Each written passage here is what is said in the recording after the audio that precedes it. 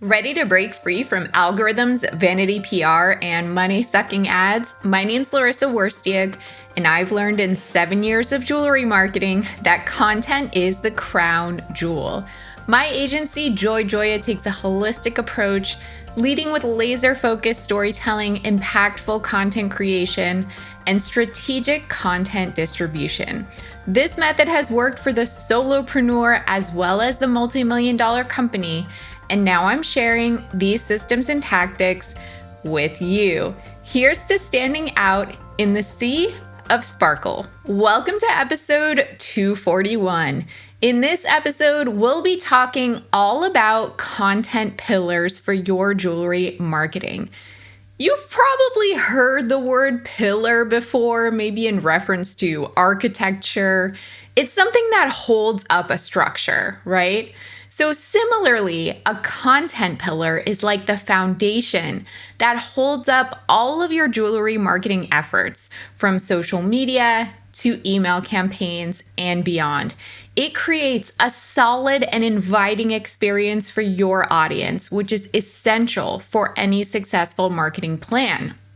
If you've ever found yourself at a loss for words when it comes to marketing, then you won't want to miss this episode.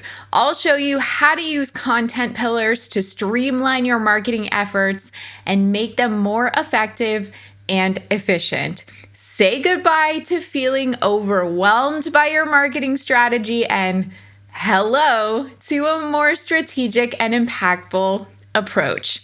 I'll be covering what's a content pillar and how can it help you streamline your marketing?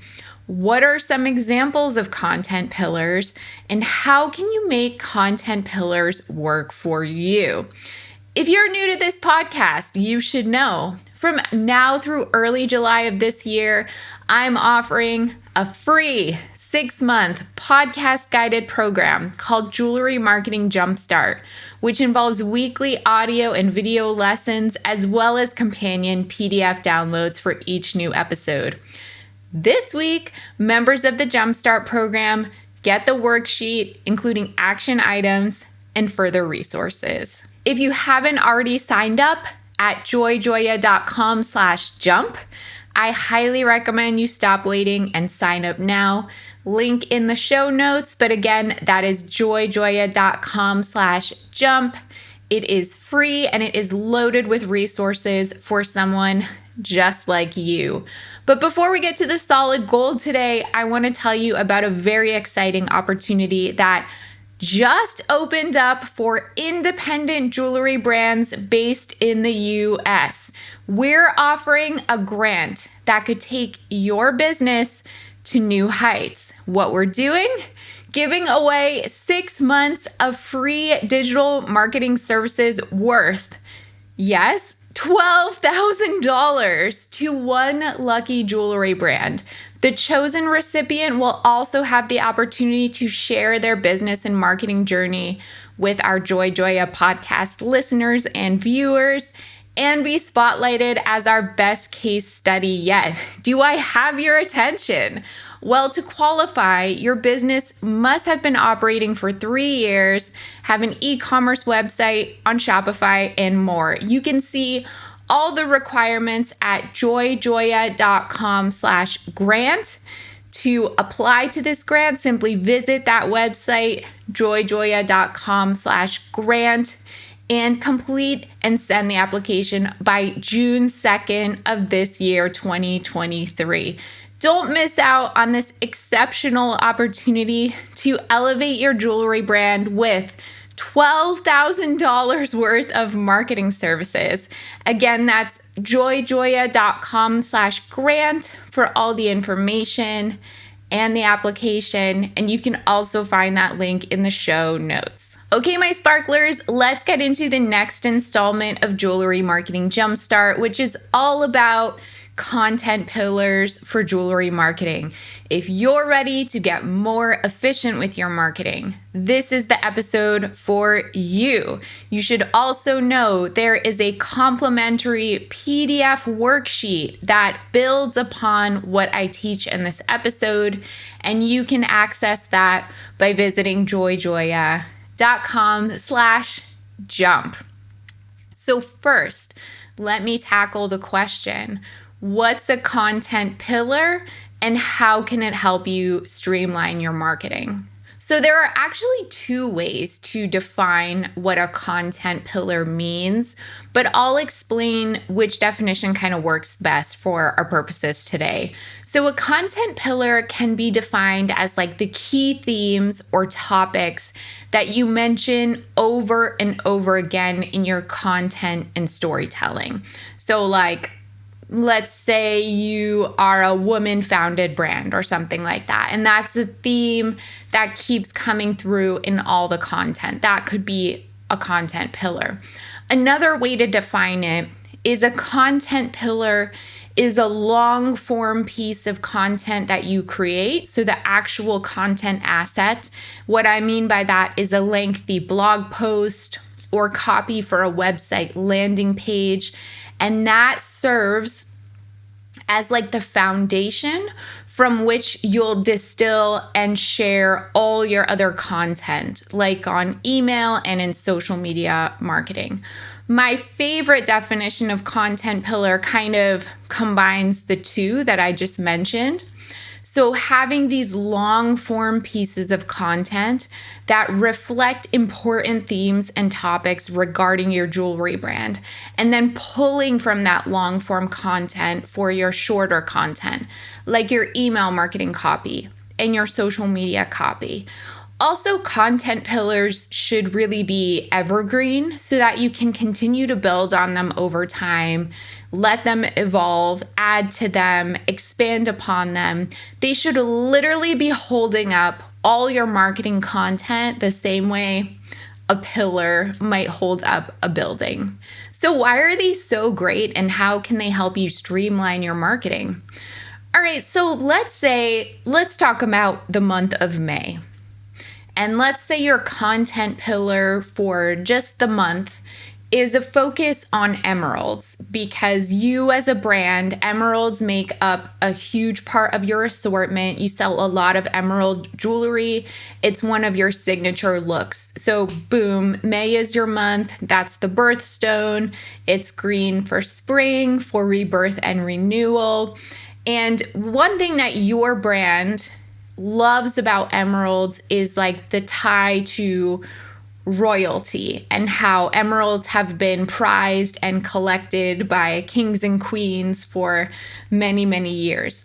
So your brand value is making your customers feel like royalty through emeralds that are in really wearable pieces.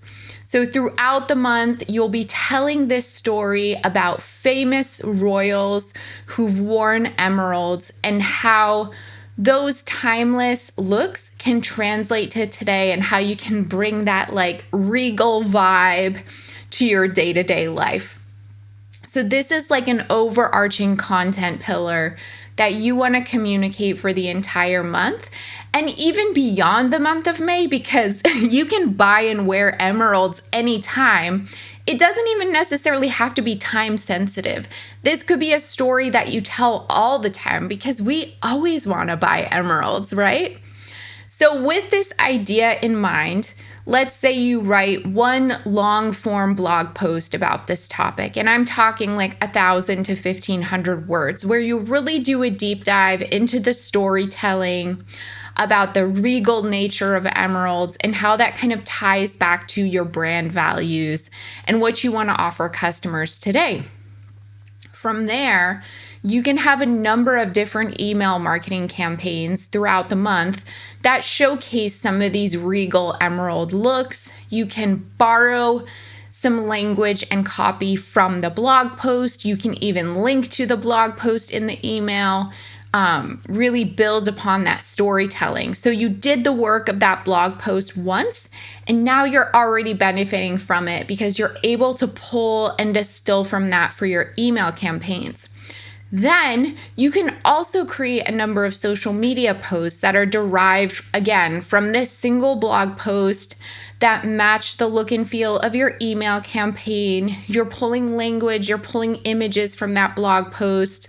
You can use that in Instagram stories, put links to the website.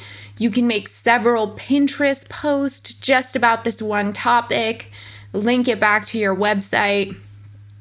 You can also potentially revisit the product descriptions for your Emerald products and punch up the language a little bit with some of these new ways of storytelling about your Emerald products, bringing more life into them. Might as well, since you've already done the work with the blog posts.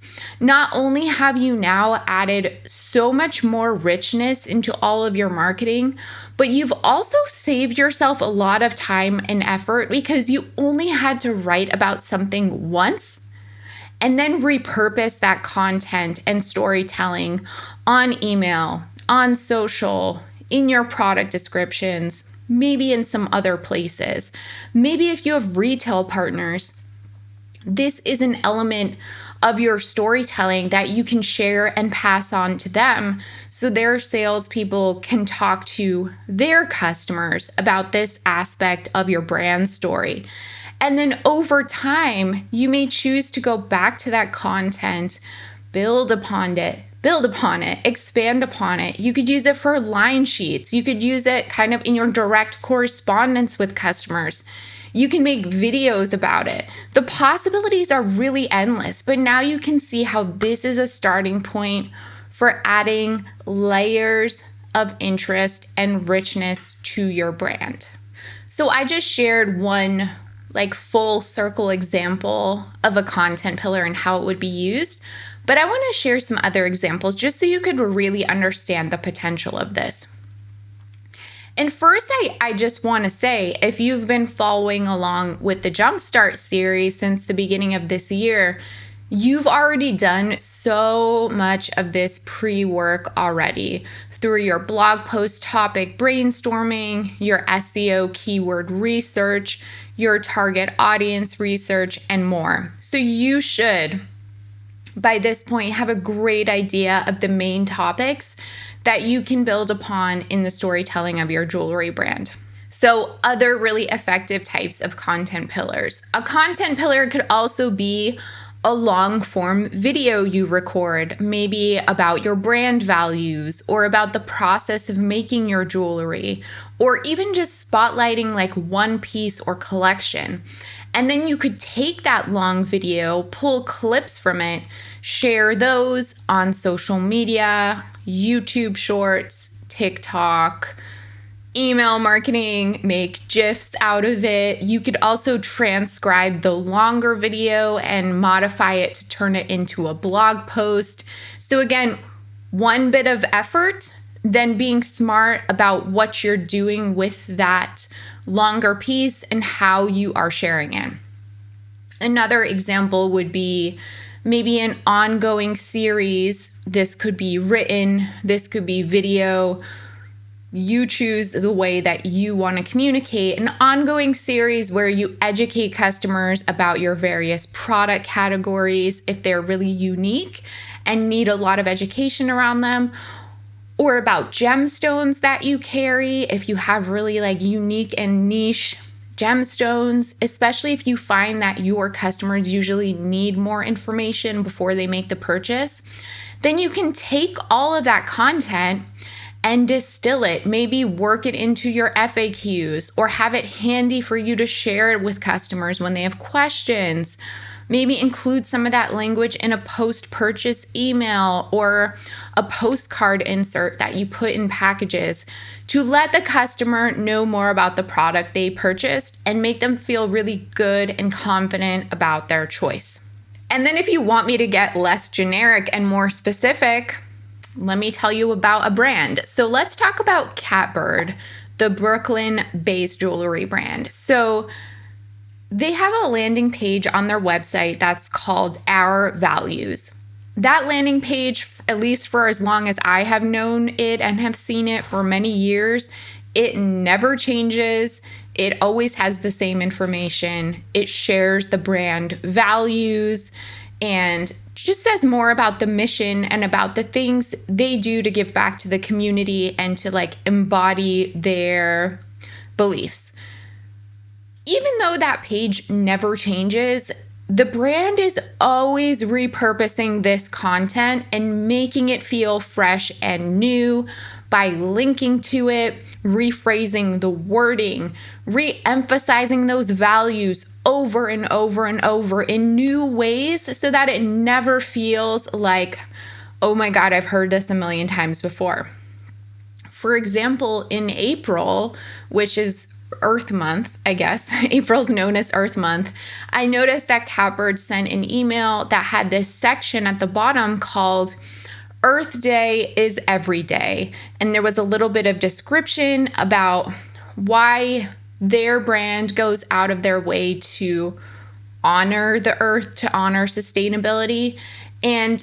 But the way they positioned it with the April timing and the Earth Month, linking it to this Our Values page that never changes, it didn't matter because they made it feel like it was meant for here and now. They made it super relevant. So having this one long form page that they worked on once means that they can reuse and reshare that language over and over and over as long as they are presenting it in new and fresh ways. So how can you make content pillars work for your brand? First and foremost, I want you to shout them from the rooftops. Ensure that you're actually sharing them and repurposing them, especially if they're evergreen and can be shared at any time of the year. It's so important to revisit your content pillars on a regular basis, not only because you put the work into making them, but because they should be reflective of your brand story and your brand values, and they need to be re-emphasized over and over and over. So you should be working them into your content calendar so they don't get wasted. There's so much good stuff there. Make sure when you're making your content pillars and when you are distributing them that you align with your target audience. This probably goes without saying, but I need to say it again. Your content pillars should be relevant to your target audience and align with their interests, needs, and values. Also, be authentic.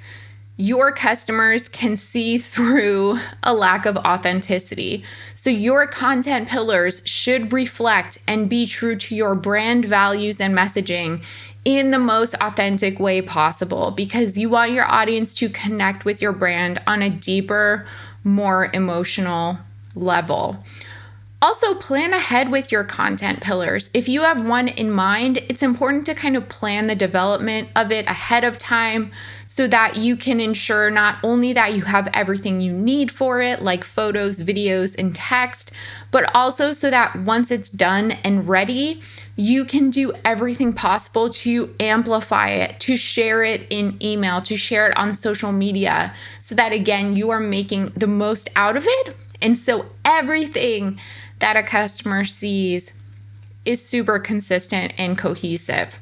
Planning ahead also allows you the time to make it as good as possible the first time around so that you can repurpose it again and again. Of course, you can always go back to your content pillar and update it and add to it, but you really want to make it as good as possible with whatever information you have right out of the gate. I think that spending more time in this planning phase ensures that you save time in the long run. So be super clear on what you want to say and make sure it's in complete alignment with your target audience's needs and desires. So that's it for now on content pillars. Much more to come in future episodes. Go to joyjoya.com/jump for additional information, action items, and further resources. Before we get into the gold mine, as well as my jewelry marketing news roundup, I want to share a case study of a jewelry brand that I think embodies my approach to marketing. Okay, so these are my thoughts about how I'd apply my marketing principles to a jewelry brand in the wild. Disclaimer, this brand's not my client, so I don't have any inside information. I'm just sharing my observations. So the brand I want to highlight today is Lauren Hope and their limited edition butterfly series. So Lauren Hope describes themselves as a brand that reconnects modern day jewelry with vintage jewels that excited founder Lauren Barham as a child. Regarded by their collectors as wearable art, they create beautiful heirloom quality costume jewelry that's cherished and then passed down through generations. It's super sparkly, demi-fine jewelry, handmade in the US. So I follow this brand through their email marketing campaigns, and I recently saw a campaign from them about the launch of their new release of their butterfly series, which is returning this year for its 15th iteration, and they're introducing more than 40 one-of-a-kind butterfly brooches. So I love the presentation and storytelling behind this collection launch. I think it is brilliant. Talk about elevating your product, making it feel super collectible and desirable, as well as creating a visual story. I mean, at the end of the day, some sparkly brooches are really just objects. No one needs them, but these brooches, yes, they are sculptural. They are crafted by hand in the brand's Rhode Island studio. They're made using a mix of new and vintage glass stones. They're super sparkly and colorful. So from a visual perspective, they are beautiful, but I don't think that in itself is necessarily enough to motivate someone to buy or even justify what I think is like a slightly high price point. But Lauren Hope is just presenting them so beautifully and really making them feel luxurious and desirable.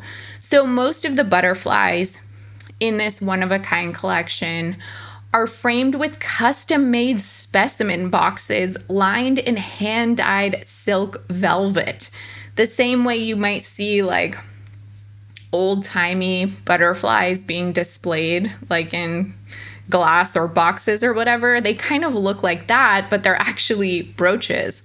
And then there's 8 new Empress butterflies that have their own custom designed stands, and they even have some new limited edition butterflies.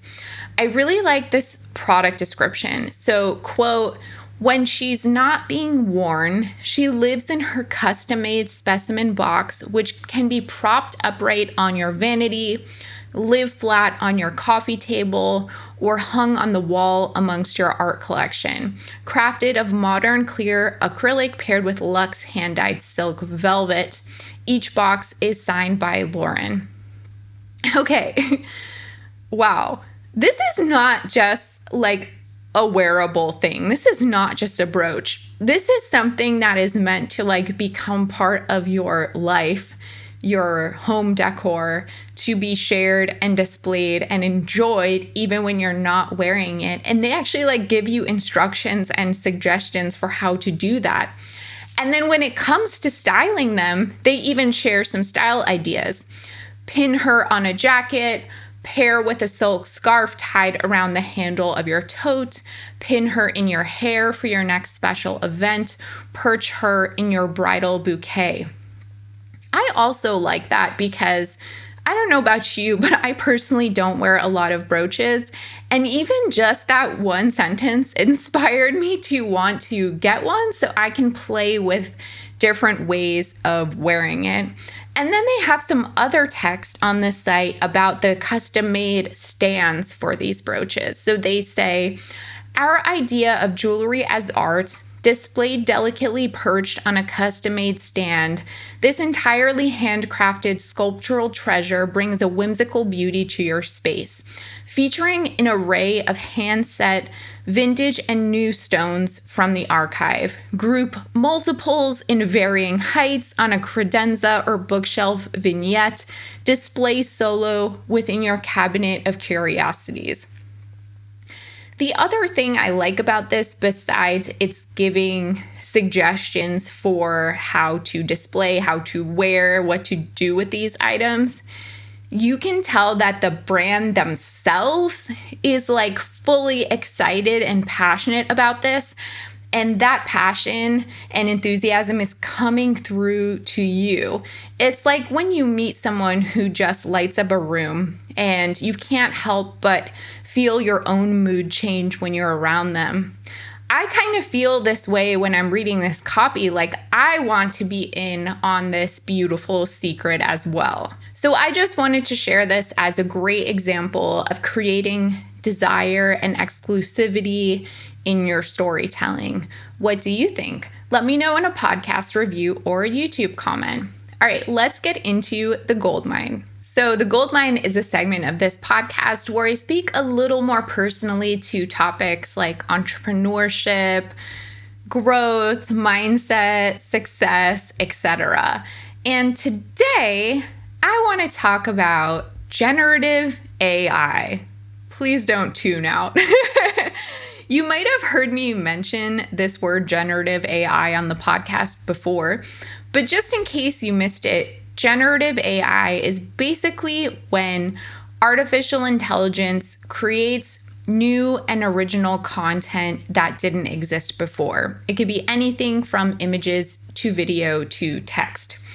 And as a jewelry marketer who primarily uses and teaches about content marketing, I think it's really important for me to pay attention to generative AI, educate you on it, and kind of show you what's possible because it really is all about content.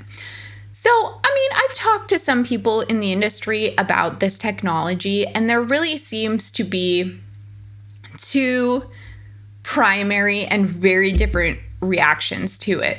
Some people are really curious and interested in learning how AI can streamline their business and make their processes more efficient. So there's that positive response. But then others, I feel, are super dismissive. Like they immediately look down on this new technology. They think, nope, couldn't possibly apply to me or my business. And I think both reactions are really fascinating. So that's what is inspiring me to share my own thoughts today. To be totally clear and transparent, I use ChatGPT now pretty much every day and have been doing so for at least 2 months now. I use it multiple times a day, actually. And I love using it for so many reasons. I've found so many helpful use cases for it. I use it to summarize parts of my podcast episodes for other assets like email and social media captions. Does that sound like something I just talked about in this podcast episode? It's also a great tool for helping me rewrite emails when I'm not happy with the tone of my first draft or I need to cut down on words because I can be kind of wordy sometimes. Plus, I think it's fantastic for brainstorming ideas for things like headings and subject lines, or even if I have one idea from my own brain, I can have it kind of give me some alternate options. And sometimes when my brain is just really tired, I'll write out a draft of something and then I'll let ChatGPT clean it up for me to kind of make it more polished and compelling. So you might be thinking, but wait, why would someone with a master's degree in creative writing need an AI tool? And if you haven't heard me talk about this before on the podcast, I have a really strong background in writing. So maybe you're surprised that I'm talking about this. Well, let me tell you, a tool like ChatGPT helps cut down so much time in content creation and editing. Instead of spending hours trying to motivate yourself to create content, hours getting out of writer's block or procrastinating, or just feeling like your brain is tired and stuck today, you can use this tool as a means to an end, and then instead focus on the strategy, the vision, the big picture ideas, the where do you want to go from point A to point B, and then use ChatGPT to cut down the time it would take for me, for you to do all of that yourself, because it can be super demanding. And especially if you're using a tool like ChatGPT to rephrase things or summarize things so that you can repurpose them, which is a lot of what we've talked about today, just like with your content pillars, then you're working smart rather than hard, and you can focus on other super important things in your business. So you're being a smart worker. I know a lot of small business owners who feel held back by things like lack of funds, lack of time, lack of resources. Does that sound like you? Maybe you struggle to execute certain marketing tasks because you just don't know what to say, or you have writer's block, or you can't right now afford a graphic designer or a photographer, and oh my God, all the things. Well, guess what? AI can already do all of those things for you, and at not very high of a price, and in some cases, free. You can already get with AI styled product photos, photos of your jewelry on a model, emails basically generated for you, social media graphics created for you, ideas for subject lines, product descriptions, email copy. I could go on and on and on. And all the things I just mentioned are things that people complain to me that they don't have the time or resources to do themselves. The main pushback that I've heard from people about AI is that they really worry that anything created with generative AI will look and sound the same as everyone else, so that everyone basically becomes a copycat. And yeah, there's totally a risk of doing that, but that's where you come in, where your knowledge and expertise of your brand, having a vision, intimately knowing your target audience, that's where all those things need to come in. You need to know and be clear on what you want the end goal to be, what the vision is, and you need to be the one controlling the input that goes into AI so that you can get what you want from it. Because as the saying is, garbage in, garbage out. But if you can come to it with the knowledge and vision, then you will best ensure a great outcome from the generative AI. So the idea is to use AI to make you more efficient and to accomplish things you otherwise would have been held back from doing due to lack of time, lack of budget, lack of other resources, lack of knowing what to say or do. So get creative with it. Decide the role it's going to play in your business. What kind of tool do you want it to be? There are a lot of other tools now besides even just ChatGPT. Last week on the podcast, I mentioned that MailChimp now has AI capabilities. There's a tool called Microsoft Designer, which is an AI tool that creates visual designs and templates. Now Canva has a text-to-image AI image generator. And basically soon, and I mean within the next few months, all marketing tools will have some component of AI built into them. So it's like, why not use them? Find a way to get them to work for you so that the barriers you're facing right now are not so great in your business.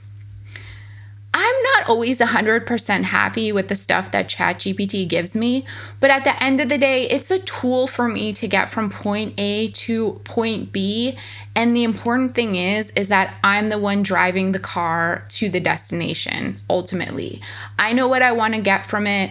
I use it to that end, to as far as it will take me. And I'm always exploring new ways to make it work for me. And I really encourage you to do the same, because if you haven't tried any AI tools yet, I really believe you may be missing out on an exciting opportunity to break through your pre-existing barriers. So what do you think about that? How are you feeling about generative AI? Tell me in a YouTube comment or podcast review, and I'd love to know your thoughts. Okay, let's get into the news roundup where I share 3 relevant articles related to jewelry or marketing. The first one comes from Business of Fashion, and it's called, "Is Mass Appeal Even Possible Anymore?" So this is a really interesting take from Business of Fashion that poses the question that was in the title. Can we have mass appeal? Can brands appeal to like an entire generation per se, or even like a large age range?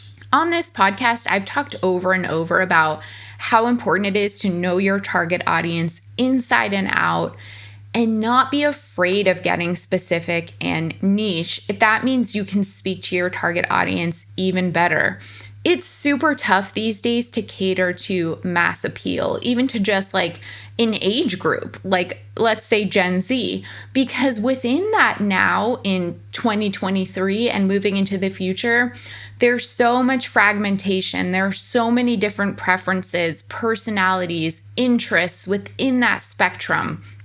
With all this media available, so many ways for people to connect with their interests, it's not just like back in the 90s, everyone followed this one trend or whatever, because that's what everyone knew. That was the only access to information or to the cool things that people had. Now there's like no such thing as a mass trend, because everyone kind of follows their own interests and seeks out what they like. So you have to know exactly who you're speaking to and not be afraid to lean into that. I think this is especially true when you're selling to a generation like Gen Z. And you may be listening to this and think, well, whatever, Larissa, I don't cater to Gen Z. They don't like my products. But let me challenge you there. If you're hoping to have a lasting business for many years, eventually you will be catering to Gen Z, because the oldest people in this generation this year are turning 26. Soon they will be in their 30s and in their 40s. They may be earning themselves into a place where they can afford and enjoy your jewelry. So I think it's important to be thinking about them and not discounting them. So my main takeaway is, if you're a small brand, you actually have a major advantage here, because the big brands that have wide distribution are struggling. They need to figure out a way to connect with all these different fragmented demographics. So as a small brand, you can choose which niche to cater to and then cater to them with full-on force. And you should be doing this no matter what demographic you cater to, but especially if you're hoping to have a long-lasting business. The next article comes from W Magazine, but you've probably seen this news all over. It's been in a number of publications. It's pretty big news in the jewelry industry. It's called Tiffany & Co.'s new Fifth Avenue flagship is so much more than a jewelry store. So you've probably at this point heard about the new flagship store in New York City. And I'm sharing this because even though Tiffany is a huge heritage brand, their move into upgrading their brick and mortar presence is a great example of how to bring brand storytelling into physical spaces and experiences, which I think any jewelry brand should strive to do at whatever scale they're able to do, no matter what their size. So this location hasn't been revamped since 1940, and now it includes, just to name a few things, a private club, a series of video installations, a world-renowned art collection with works by Damien Hirst, Julian Schnabel, Anna Wyant, of course, a ton of jewelry, and the recently designed area by acclaimed architect Peter Marino showcases a stunning collection of Tiffany & Co. symbols, including the eye-catching aqua Jean-Michel Basquiat painting that was displayed in the brand's 2021 ads featuring Beyonce and Jay-Z.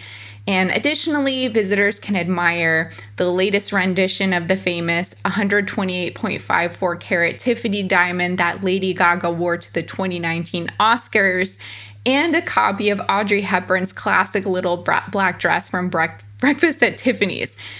And I'm mentioning all these things because it's like literally walking a visitor through the history of the brand, the evolution over time, without having to say much. And there was a quote in this article from actress Gal Gadot, who was at this like opening party, who said, it's just so brilliant what she said, quote, "It's not just a place to shop, you know? It's really also a place to dream," end quote. And that, my friends, is the magic of shopping and retail that you should be striving to infuse into your experience. I think she said it so well. My main takeaway is, even if you're not Tiffany, you can still strive to tell unique and interesting stories through your merchandising and through experiences. So think about, what can you do to immerse your customers into your story and transport them somewhere magical where they can dream? And the last article comes from Think with Google, and it's called "What Marketers Can Learn from Luxury Brands' Use of Nostalgia." So nostalgia is huge in advertising and marketing right now. Big brands are looking back in time and using that to elicit their target audience's emotions. And in periods of uncertainty, consumers tend to look to good times from the past for comfort. So how can today's brands leverage that to connect with audiences that are hoping to get some of those feel-good vibes? First, you can definitely explore your audience's passion points, identify where this aligns with your brand in a meaningful way. So, for example, if your target audience is someone who likes unique fashion and is very interested in style, then they may be curious to see your jewelry styled with vintage apparel or other vintage accessories to kind of harken back to another time that may delight them and elicit a positive nostalgic emotion. Many luxury brands, they have this advantage of being able to draw on their own rich stories and long-standing cultural associations. But if your brand hasn't been around for decades, you can still draw on the past by doing kind of what I just mentioned, exploring your customers' nostalgic passions and establish where this could intersect authentically with your brand. So mix the old and the new in your merchandising, in your presentation, in your storytelling. So to give you an example of a bigger brand, luxury fashion house Dior has been using YouTube Shorts to collaborate with young influencers. But the goal of the videos is to celebrate Dior's timeless vintage spirit. So if your brand has a classic timeless nature, you can potentially pair that with a more contemporary spin. My main takeaway is, you don't have to be a heritage brand to touch on nostalgia in your marketing. You just need to connect with your customers' interests and then appeal to those, eliciting a powerful emotional response that transports them to another time and place. That is the episode for today. Did you have any questions about Jewelry Marketing Jumpstart or the Jewelry Marketing $12,000 grant? You can always email me, Larissa, that's LARYSSA @joyjoya.com. If you love this podcast, please share it with a friend who'd appreciate it. And don't forget to subscribe as well as leave a review on Apple Podcasts. If you're completely new to digital marketing, then you'll want to purchase and read a copy of my book, Jewelry Marketing Joy. Visit joyjoya.com/book for more information.